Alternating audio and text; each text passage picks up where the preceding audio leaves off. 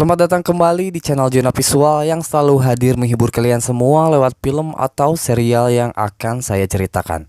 Sebagai bentuk dukungan dari kalian, tak ada salahnya untuk klik tombol subscribe dan like video ini sebagai apresiasi dari kalian. Sebelum itu, saya mengingatkan kembali untuk kalian yang belum mengikuti serial ini dari awal untuk menonton terlebih dahulu episode sebelumnya. Linknya saya sertakan di deskripsi. Karena jika tidak, kalian akan sedikit kesulitan dalam memahami isi cerita. Jika sudah mengerti, mari kita mulai.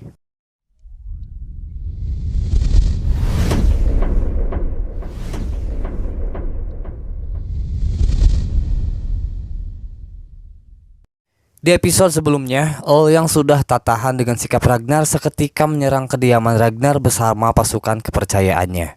Namun Ragnar berhasil lolos walaupun ia mendapatkan luka yang cukup parah sehingga menyebabkan dirinya dalam keadaan sekarat. Untung saja berkat bantuan Floki dan keluarga, Ragnar berhasil selamat dan kini ia tinggal sementara di rumah Floki. Selang beberapa waktu, kesabaran Ragnar habis setelah mengetahui bahwa abangnya mendapatkan siksaan dari Earl karena berusaha keras menutupi keberadaan Ragnar. Maka dari itu, ia meminta Floki datang ke Kattegat untuk menyampaikan tantangan duel 1 lawan 1 kepada Earl Haraldsson. Setelah sampai di Kattegat, Floki menyampaikan maksud dari kedatangannya. Floki menambahkan bahwa jika Earl menolak tantangan tersebut, maka kehinaan akan mengikutinya sepanjang hidup. Ragnar said that if you refuse his challenge, then shame would follow you. Earl merasa terhina dengan tantangan itu karena menurutnya Ragnar tidak sederajat dengan dirinya. Akan tetapi ia berpikir bahwa ini waktu yang tepat untuk menunjukkan kepada semua orang bahwa dirinya jauh lebih berkuasa ketimbang Ragnar. Pada akhirnya ia memutuskan untuk menerima tantangan tersebut.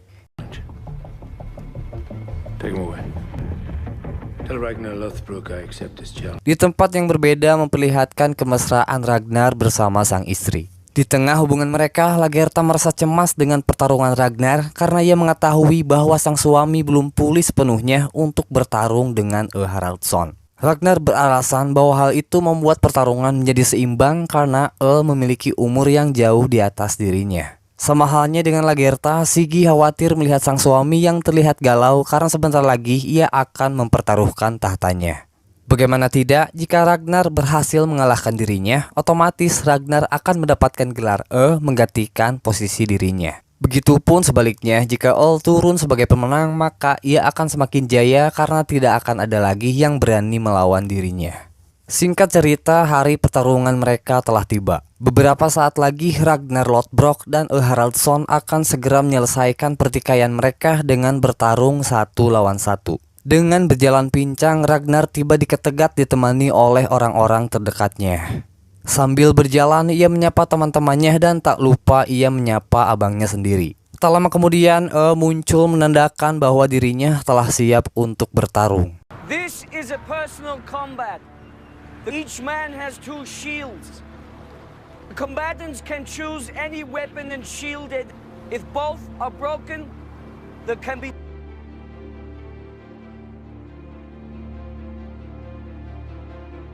Pertarungan telah dimulai, diawali dengan pukulan Ragnar yang berhasil ditepis oleh sang lawan. Menyusul dengan beberapa pukulan, namun Ragnar berhasil menghindar. Pertarungan berjalan imbang karena keduanya merupakan seorang prajurit hebat yang memiliki kemampuan di atas rata-rata. Sampai-sampai perisai yang dimiliki oleh keduanya hancur seketika. Yang awalnya mereka bertarung menggunakan pedang, kini berganti menjadi menggunakan kapak.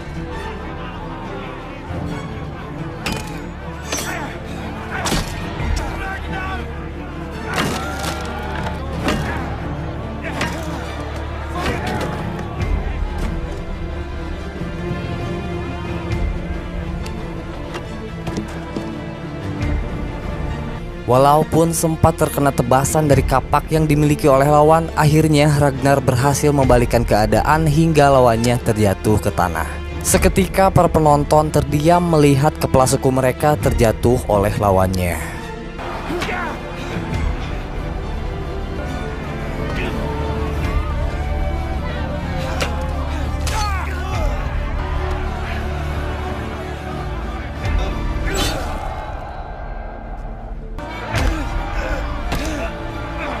Ragnar mendekati sang lawan dan mengatakan bahwa Dewa Odin telah menunggu untuk membawa menuju ke Valhalla.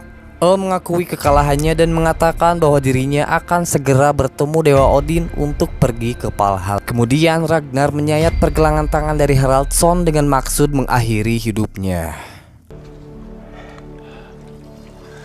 Hal itu ia lakukan sebagai tanda bahwa dirinya menghormati dan mengakui Haraldsson sebagai orang terhormat. Siggy yang melihat itu berusaha menghentikan, namun sang suami memberikan gestur untuk membiarkan hal itu terjadi. Keheningan yang sebelumnya terjadi buyar seketika setelah asisten Haraldsson memerintahkan kepada prajuritnya untuk membunuh Ragnar. Akan tetapi tak ada satu orang pun yang bersedia untuk melakukan hal tersebut. Kill him! Kill him! Selang beberapa detik, Rollo maju dan kemudian membunuh si asisten tersebut.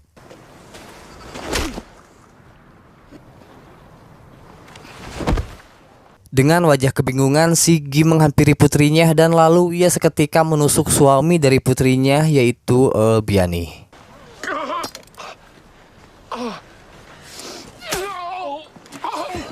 Setelah itu, Siggy berlutut di hadapan Ragnar sembari berteriak mengatakan bahwa mulai detik ini Ragnar adalah seorang Sama halnya orang-orang mengikuti apa yang dilakukan oleh Siggy. Hail, O Ragnar. Hail, O Ragnar!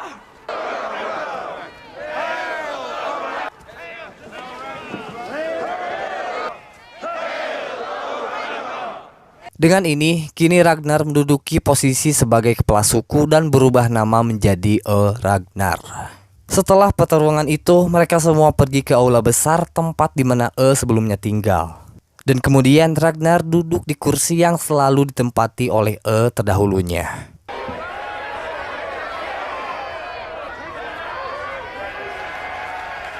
Di sana orang-orang terdekat bersumpah setia kepada Ragnar lalu diikuti oleh semua orang. I have come to swear to you my allegiance and feel. By my sacred rings, I swear.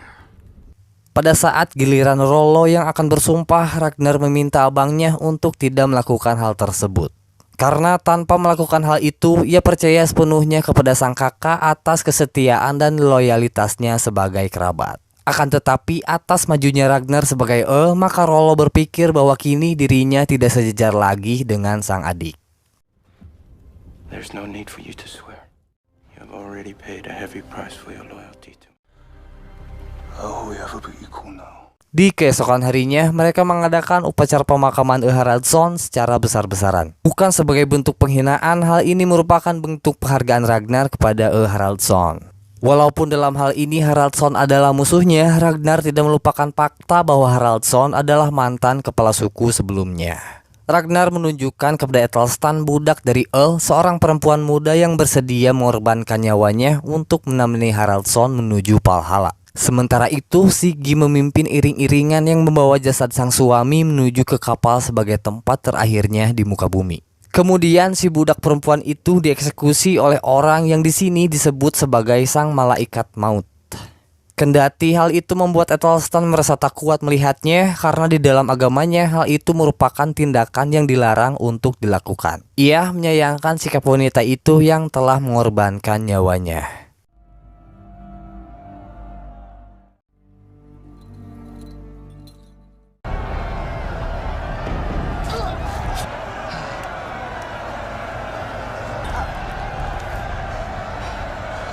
Lalu si budak perempuan itu dibawa menuju kapal dan dibaringkan sejajar dengan Haraldsson.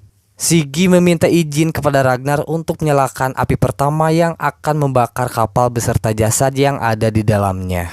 Akan tetapi Ragnar menolak dan malah memberikan obornya kepada orang lain. Setelah itu kapal dilepaskan dan kemudian terlihat api semakin membesar membakar kapal tersebut. Di kesempatan itu, Lagertha memberitahukan kepada sang suami bahwa dirinya tengah mengandung anak ketiga mereka. Mendengar hal itu, Ragnar berlutut dan mengatakan bahwa peramal telah memberitahu bahwa anak tersebut adalah seorang anak laki-laki. Sementara itu, Sigi dan putrinya pergi ke kediaman terdahulunya untuk mengambil harta sebanyak mungkin yang bisa mereka bawa. Namun mereka berdua terkejut setelah Rollo muncul di tempat tersebut. Sigi terlihat ketakutan karena mengetahui tradisi bahwa yang baru akan menyingkirkan keluarga terdahulu. Akan tetapi Rollo menampik hal tersebut dengan mengatakan bahwa Ragnar bukanlah seorang pendendam, tidak seperti orang lainnya. Ia meyakinkan Sigi bahwa Sigi akan tetap aman dan hidup tentram asalkan dirinya bersedia untuk menikah dengannya. Hari-hari telah berlalu, salju telah turun, kini Ragnar dan keluarga hidup tentram di kediaman terdahulu. Walaupun sudah berada di atas, Ragnar tetap mengajarkan anaknya untuk melakukan pekerjaan-pekerjaan seperti berternak dan lain-lainnya. John meminta sang ayah untuk menyertakan dirinya ke dalam penjarahan yang akan dilakukan di musim semi. Akan tetapi Ragnar menolak keinginan sang anak karena hal itu terlalu cepat dan terlalu berbahaya untuk dilakukan oleh seorang anak-anak. Di tengah dinginnya cuaca, Ragnar dan orang-orang terdekatnya duduk bersama menikmati hangatnya perapian. Kembali Ethelstan yang masih penasaran dengan budaya dan kepercayaan Viking, ia bertanya tentang satu hal, apa yang disebut Ragnarok. Karena jauh sebelum ini ia sering mendengar hal itu, namun belum ada penjelasan yang pasti. Mendengar hal itu mereka terdiam. Kemudian Ragnar meminta si peramal untuk menjelaskan apa yang dimaksud dengan Ragnarok. Sebetulnya penjelasan mengenai Ragnarok ini kurang jelas teman-teman. Jadi kayak kalimat-kalimat apalah, pokoknya rada sulit dipahami. Akan coba saya jelaskan sebisanya, tapi mohon maaf bila ada yang kurang tepat. Oke, Ragnarok adalah suatu peristiwa di mana para raksasa yang ada di alam semesta ini akan bertempur melawan para dewa. Mereka mempercayai bahwa suatu hari nanti hal ini akan terjadi yang menyebabkan kehancuran seisi muka bumi. Ya, kalau bahasa kita bisa disebut kiamat lah.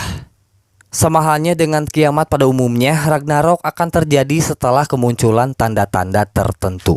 Dimulai dengan datangnya 3 musim gugur dan musim panas dengan cahaya yang kelam. Hal itu menyebabkan orang-orang akan kehilangan harapan dan menyerah dengan keadaan. Kemudian raksasa lautan akan muncul menghempaskan ombak besar hingga membanjiri dunia. Diikuti dengan kemunculan serigala raksasa. Langit akan terkuak diikuti kemunculan Surt, sang raksasa api yang akan membakar seluruh jembatan untuk menghancurkan para desa. Setelah itu Odin akan keluar dari gerbang Valhalla menuju pertempuran terakhir melawan para serigala. Sementara sang raksasa api akan menebar api yang sangat besar di seluruh muka bumi. Dan terakhir Fenrir akan menelan matahari. Kurang lebih seperti itulah teman-teman apa yang dimaksud dengan Ragnarok.